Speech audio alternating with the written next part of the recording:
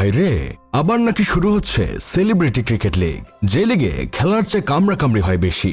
2023 সালে আমাদের সোনার দেশের সিটি গোল্ডের প্লেয়ারদের বিশ্বকাপে উৎসাহ দেওয়ার জন্য প্রথম সেলিব্রিটি ক্রিকেট লিগ চালু হয়। তাদের থেকে উৎসাহ পেয়েই আমাদের সোনার দেশের সিটি গোল্ডের প্লেয়াররা বিশ্বকাপে চরমভাবে বেজ্জতি হয়েছিল।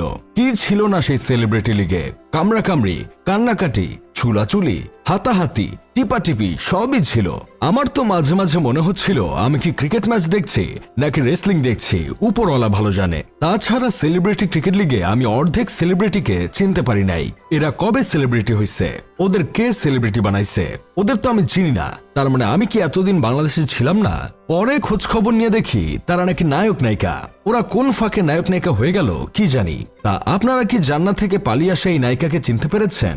উনার নাম হলো রাজরিপা, যিনি কিনা সেলিব্রিটি ক্রিকেট লিগে নিজের মধ্যমা আঙ্গুল দেখিয়ে বিখ্যাত হয়েছিলেন। বাংলাদেশ